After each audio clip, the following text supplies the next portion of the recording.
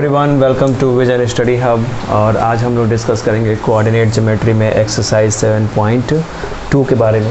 Exercise 7.2 में इसके पिछले वाले वीडियोस में जो मैंने बताया था M1 रेशियो M2 में कोई अगर दो पॉइंट्स को ज्वाइन करने वाली लाइन सेगमेंट स्प्लिट होती है तो उसके कोऑर्डिनेट्स M1 रेशियो M2 में अगर वो स्प्लिट होती है तो जो पॉइंट उसको M1 रेशियो M2 में स्प्लिट करेगा उस पॉइंट के कोऑर्डिनेट्स को पता करने के बारे में जो कॉन्सेप्ट था, फाइंड करने का जो कॉन्सेप्ट था, वो मैंने इसके पिछले वाले वीडियोस में एक्सप्लेन किया था। तो उसी पर बेस्ड जो क्वेश्चन होंगे उनको हम आज लोग यहाँ पे सॉल्व करेंगे, उसके बारे में आज हम सभी यहाँ पे स्टडी करेंगे। तो उसमें पहला क्वेश्चन यहाँ पे दिया हुआ है कि -1 7 4 -3, यानी कि ये हमारा हो गया x1 और y1 और ये हो गया x2 और y2। और इसको M1 रेशियो M2 यानी कि 2 रेशियो 3 में जो पॉइंट स्प्लिट कर रहा है उसके कोऑर्डिनेट बताइए। तो वो मैंने यहाँ पर दिखाया है, A और B पॉइंट से। A जो है वो है -1 और 7 और B जो है वो है 4 3 है। तो इस कंडीशन के अकॉर्डिंग ध्यान दीजिएगा, 4 3 है।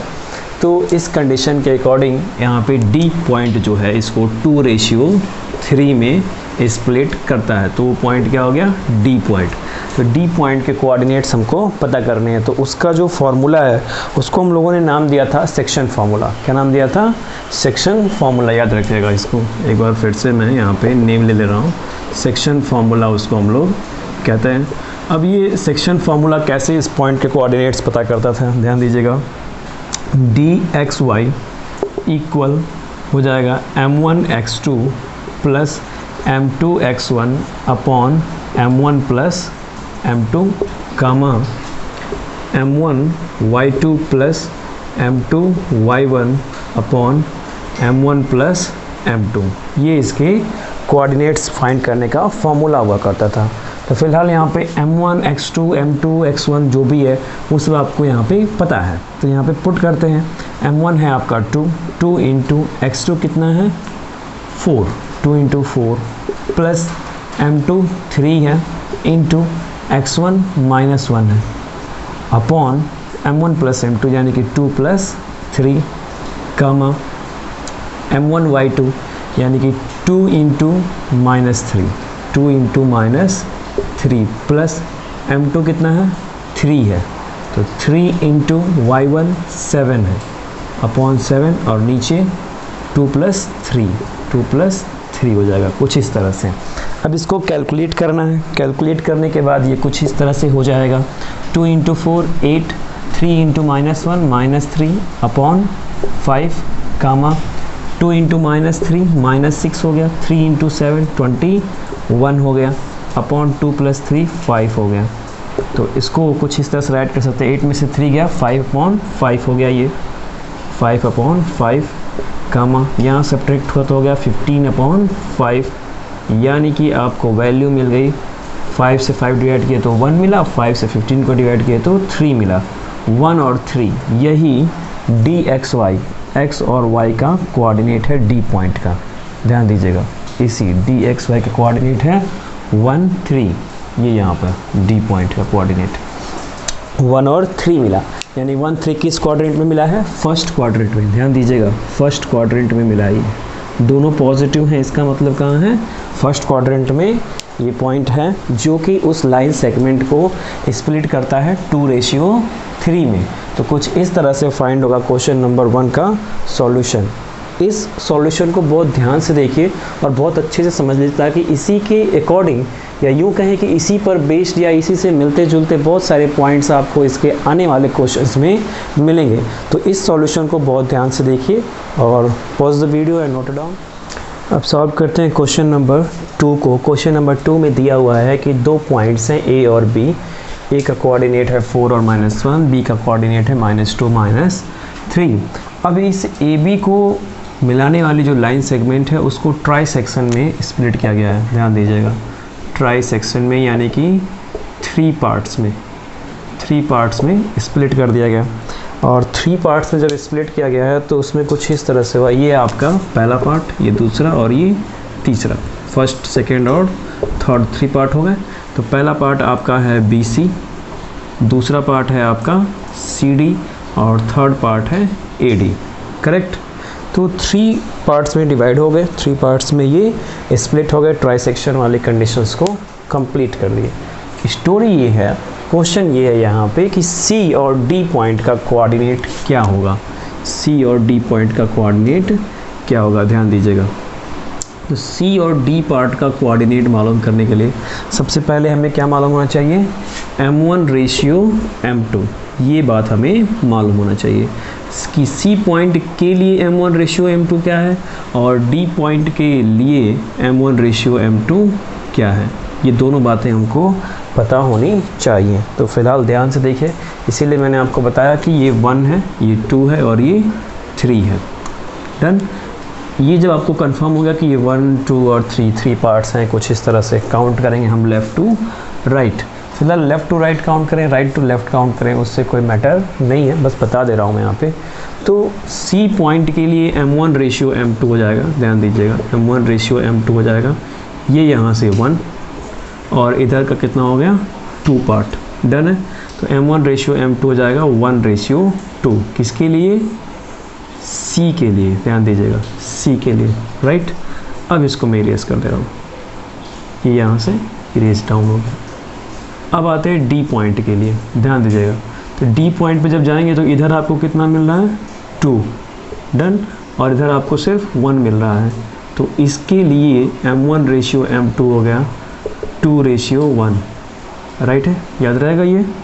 D पॉइंट के लिए M1 रेशियो M2 है 2 रेशियो 1 और C पॉइंट के लिए 1 रेशियो 2 है, राइट। मैंने दोनों यहाँ पे मेंशन कर दिए, D पॉइंट का M1 रेशियो M2 2 रेशियो 1 और C के लिए 1 रेशियो 2। और B और A का कोऑर्डिनेट तो आपको पता ही है, यहाँ पे B और A का कोऑर्डिनेट उसे मैं यहाँ पे मेंशन कर दे रहा हूँ। B जो है वो है -2 -3 एंड A है आपका 4 -1। फॉर C के लिए इसका M1 रेशियो M2 हो जाएगा 1 रेशियो 2। डन है ये बात। तो अब इसके अकॉर्डिंग C पॉइंट का कोऑर्डिनेट जब आप मालूम करने जाएंगे तो वो हो जाएगा M1 x2 plus M2 x1 upon M1 plus M2 कामा M2 x1 M1 y2 plus M2 y1 upon M1 plus M2, right है। तो यहाँ पे पॉइंट्स को पुट आउट करते हैं। C के लिए है, तो C के लिए इसके पॉइंट्स कुछ इस तरह से हो जाएंगे। M1 है आपका 1 इंटू x2 कितना हो गया 4 प्लस M2 है आपका 2 इंटू x1 है -2 upon 1 plus 2 M1 plus M2 हो जाएगा 1 प्लस 2 कामा नीचे यहाँ भी 1 प्लस 2। इसका M1 है 1 इंटू y2 कितना है -1 प्लस M2 है आपका 2 इंटू y1 -3, राइट। तो ये कुछ इस तरह से हो गया 1 इंटू 4 4 हो गया, 2 इंटू -2 4 -4 यानी 0/3 0/3 हो गया। ये हुआ -1 2 3 जा -6 और -1 -7/3 -7/3 यानी कि टोटल इसके कोऑर्डिनेट्स हो गए 0 और -7/3। ये C पॉइंट का कोऑर्डिनेट हो गया। इस तरह से मिल गया आपको C पॉइंट का कोऑर्डिनेट। सिमिलरली D पॉइंट का कोऑर्डिनेट जब आप पता करेंगे तो D पॉइंट को भी इसी तरह से फाइंड करना है, यही फार्मूले से, इसी सेक्शन फार्मूले से। तो D पॉइंट का कोऑर्डिनेट्स आपको मिल जाएगा, बिल्कुल इसी तरह से आप सॉल्व करेंगे तो D पॉइंट का कोऑर्डिनेट हो जाएगा 2 और -5/3। इसी पैटर्न पर, बिल्कुल इसी पैटर्न पर आप सॉल्व करेंगे तो आपको D भी मिलेगा इसी फार्मूले पर। ये M1 x2 plus M2 x1 upon M1 plus M2 M1 y2 plus M2 y1 upon M1 plus M2। और इसके लिए D पॉइंट्स के लिए M1 रेशियो M2 आपका हो जाएगा 2 रेशियो 1, जो मैंने यहाँ पे मेंशन किया हुआ है ये कंडीशन। तो इस तरह से D पॉइंट मिला आपको 2 -5 3 -5/3।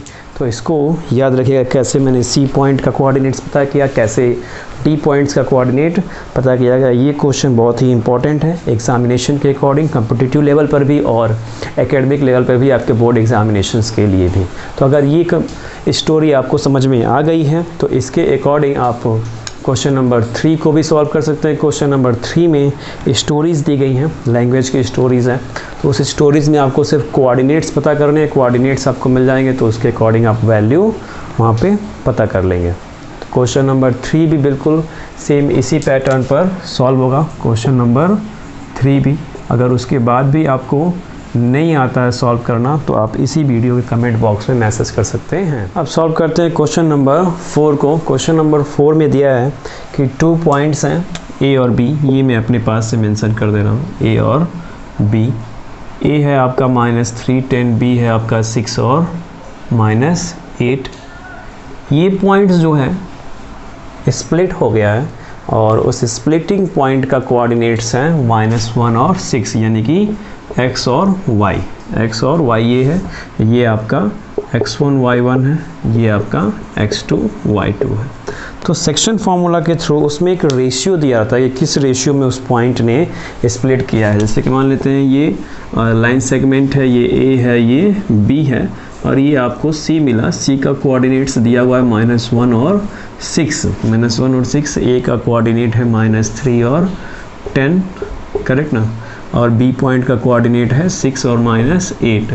तो सी पॉइंट जो इसको स्प्लिट कर रहा है इन दोनों पॉइंट्स के लाइन सेगमेंट को, ए और बी को, यानी कि ए बी को, तो ये कौन से रेशियो में, यहाँ पे एक m1 रेशियो m2 दिया रहता था ना, तो ये m1 रेशियो m2 कितना होगा, ये क्वेश्चन पूछा जा रहा है, कितना होगा। हालांकि आपके पास बुक होगा तो आप बहुत बेहतर समझ सकते हैं कि क्या पूछा गया है।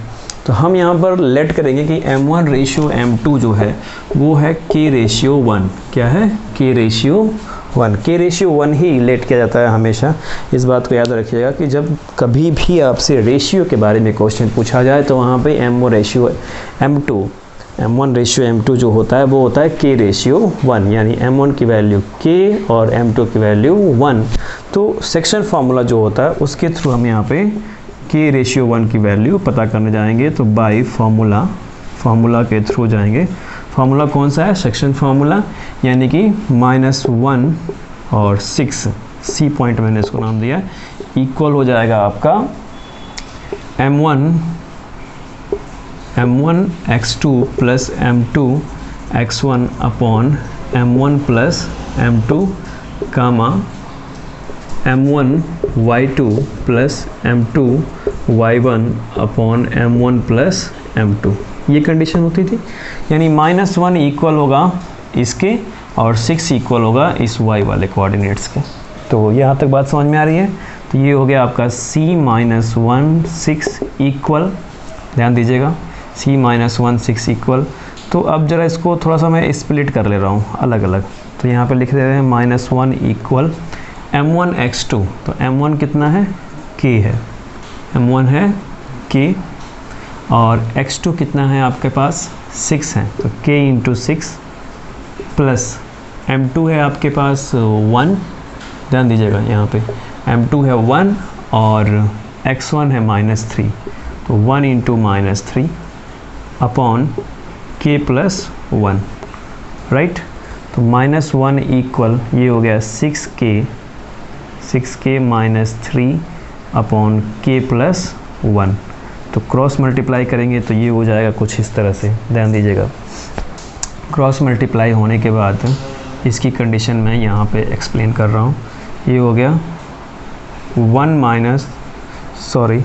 6k minus 3 equal k plus 1 का -1 में हम जब मल्टीप्लाई करेंगे तो हमको वैल्यू मिलेगी -k माइनस 1। माइनस के इधर लाते हैं तो हो जाएगा +k, तो 6k प्लस k इक्वल -3 और -1, तो ये -1 प्लस 3 हो जाएगा, तो 6k प्लस k हो गया 7k हो गया, और ये हो गया 2। तो k इक्वल कितना आया?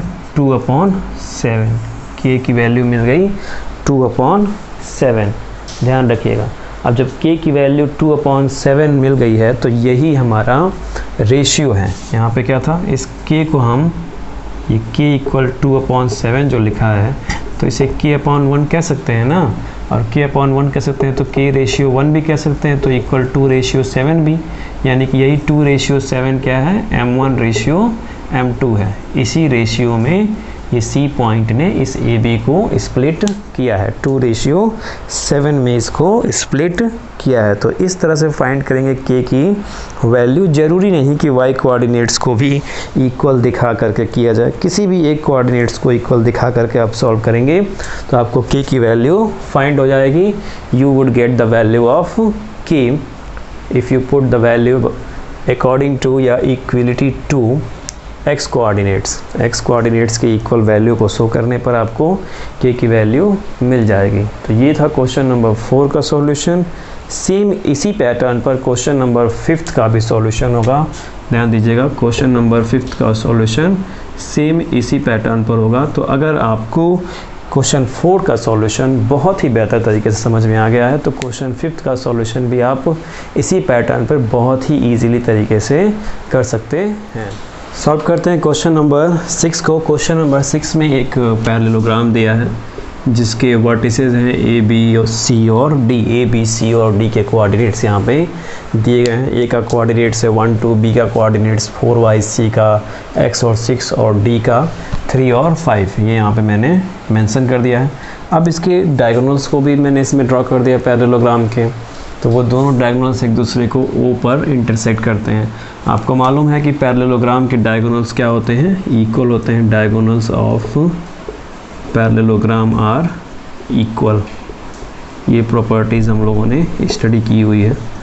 तो जब डायगोनल्स इसके इक्वल होते हैं, और स्टोरी ये है कि हमको x और y की वैल्यू को फाइंड करना है, find the value of x and y।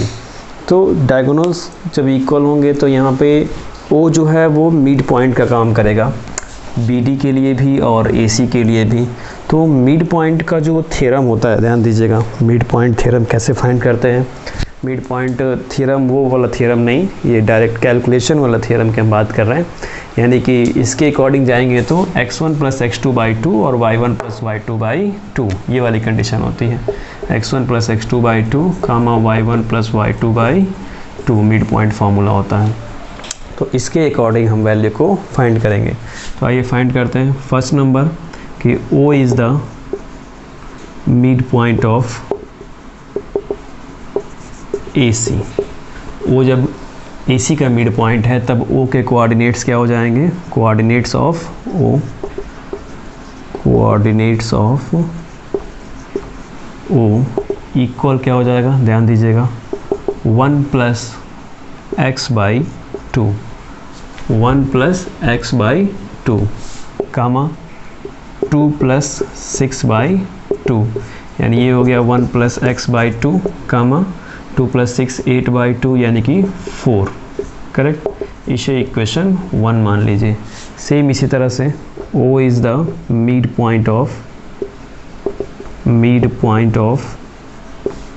BD। अब BD का मिड पॉइंट है O, तब क्या कोऑर्डिनेट्स हो जाएंगे, कोऑर्डिनेट्स ऑफ O, और अब इसके अकॉर्डिंग कोऑर्डिनेट्स हो जाएंगे आपका 3 + 4/2, कामा 5 + y/2, यानी ये हो गया 7/2, कामा 5 + y/2। इक्वेशन नंबर 2 हो गया, इक्वेशन 2 हो गया। तो जब ये इक्वेशन 1 और इक्वेशन 2 हो गया, दोनों कंडीशंस में O ही क्या है, मिड पॉइंट है। मैंने आपको पहले बता दिया कि डायगोनल्स ऑफ पैरेललोग्राम क्या होते हैं, इक्वल होते हैं। इसको इरेज कर देते, थोड़ा सा स्पेस मिल जाएगा हमें। तो जब डायगोनल्स इक्वल होते हैं तो यहाँ पे राइट कर देते हैं diagonals of a parallelogram are equal, diagonals of a parallelogram are equal. So ये दोनों इक्वेशंस क्या हो जाएंगे, इक्वल हो जाएंगे। तो 2 इक्वेशन 1 एंड 2, ये सो हटा देते हैं। 2 इक्वेशन 1 एंड 2 के अकॉर्डिंग ये हो जाएगा 1 + x/2, 4 इक्वल 7/2, 5 + y/2। तो 1 + x/2 इस 7/2 के इक्वल हो जाएगा। 4 जो है 5 + y/2 के इक्वल हो जाएगा। तो इन दोनों को सॉल्व करेंगे, यानी कि 1 + x/2 = 7/2 को सॉल्व करेंगे तो यहाँ से हमें x की वैल्यू मिल जाएगी 6। कितनी मिलेगी? 6। ध्यान रखिएगा 2 से 2 कैंसिल, 1 गया सब्ट्रैक्ट होगा तो 6 मिलेगा। सेम इसी तरह से हम इसको सॉल्व करेंगे। तो 5 + y/2 = 4। ध्यान दीजिएगा 4 × 2 = 8, तो y की वैल्यू हो गई 3। y की वैल्यू कितनी हो गई? 3 हो गई। तो x की वैल्यू हो गई 6 और y की वैल्यू 3। कुछ इस तरह से फाइंड करेंगे क्वेश्चन नंबर 6 का सॉल्यूशन। ये सॉल्यूशन बहुत ही इंपॉर्टेंट है क्योंकि इसके बाद के जो क्वेश्चन है, क्वेश्चन 7, 8 एंड 9, ये तीनों इसी पैटर्न पर सॉल्व होंगे। और इसके पीछे जो मैंने सॉल्व किया अभी, इसके पीछे जितने क्वेश्चन सॉल्व किए उन पे बेस्ड आगे के जो क्वेश्चन होंगे 9 नंबर 8 नंबर, वो उन्हीं पर बेस्ड होंगे। तो अगर आपको वो सारे क्वेश्चंस के सॉल्यूशन समझ में आए होंगे तो ये भी समझ में आ जाएगा 7, 8, 9 भी, और आप उसको बहुत ही ईजिली तरीके से सॉल्व कर सकते हैं। So pause the video and note it down. Question number 10 बहुत ही इंपॉर्टेंट क्वेश्चन है। इसमें एरिया ऑफ रेम्बोस हमें फाइंड करना है। एक रेम्बोस यहाँ पे दिया हुआ है और उसके वर्टिसेस जो हैं उसके कोऑर्डिनेट्स दिए गए हैं। ए का 3, 0 है, बी 4, 5 है, सी -1, 4 है, डी -2 और -1 है। तो एरिया ऑफ रेम्बोस हमें फाइंड करना है। तो एरिया ऑफ रेम्बोस का फॉर्मूला क्या होता है? ध्यान दीजिएगा, एरिया ऑफ रेम्बोस इक्वल होता है 1/2 into product of its diagonals. ध्यान दीजिएगा, प्रोडक्ट ऑफ इट्स डायगोनल्स, यानी कि 1/2 इंटू डायगोनल्स कौन कौन से हैं इसके? AC है और BD है। तो हमें क्या मालूम होना चाहिए? AC और BD पता होना चाहिए। अगर AC और BD हमें मिल गया तो हम एरिया ऑफ रेम्बोस बहुत ही ईजिली तरीके से फाइंड कर सकते हैं। ध्यान दीजिएगा, एरिया ऑफ रेम्बोस, तो उसके लिए हम फाइंड करते हैं AC जो फाइंड किया जाएगा वो कौन से फार्मूले से? डिस्टेंस फार्मूले से, क्योंकि 2 पॉइंट्स को मिलाने वाली लाइन सेगमेंट की लेंथ हम डिस्टेंस फार्मूले से ही फाइंड करते हैं। तो AC इक्वल हो जाएगा अंडर रूट में 3 + 1 का होल स्क्वायर, x1 - x2 का होल स्क्वायर या x2 - x1 आप कुछ भी कह सकते हैं, प्लस 0 - 4 का होल स्क्वायर। तो 3 + 1 का होल कितना हो जाएगा? ये 4 हो जाएगा। 4 का स्क्वायर करेंगे तो 16 आएगा, -4 का स्क्वायर करेंगे तो 16 आ जाएगा, हो जाएगा ये अंडर रूट 32। तो 8 × 4 = 32 होगा। 8 × 4 = 32 या 16 2 = 32 कह सकते हैं। तो एक 2 तो अंडर रूट में ही छूट जाएगा और बाकी का 4 बाहर आ जाएगा। तो ये हो गया AC = 4/√2। फिर उसी तरह से BD इक्वल इसे के भी स्क्वायर रूट में ही फाइंड करेंगे। तो ये हो जाएगा 4 - 2, तो -2 क्या हो जाएगा? प्लस हो जाएगा। तो 4 + 2 का होल स्क्वायर प्लस 5 - 1, तो -1 भी क्या हो जाएगा? +1 हो जाएगा। तो 5 + 1 का होल स्क्वायर, तो टोटल ये हो गया 4 + 2 6 का होल स्क्वायर यानी कि 36, और ये भी 6 का स्क्वायर यानी कि 36। तो ये भी हो गया 6√2। कितना हो गया? 6√2, 72 होगा, और 72 का स्क्वायर रूट होता है 6√2। तो ये हो गया आपका BD और ये आपका AC = 4√2 और BD = 6√2। तो अब इसको यहाँ पे पुट आउट कर दीजिए। तो 1/2 इंटू 4√2 इंटू 6√2। तो 2 × 1 = 2, 2 × 2 = 4, और √2 का मल्टीप्लाई हुआ तो 2 हो जाएगा, और ये हो गया 2 × 6 × 2। तो 4 × 6 = 24, और यूनिट तो कुछ इसका दिया नहीं है तो यहाँ पे लिख देते हैं यूनिट स्क्वायर।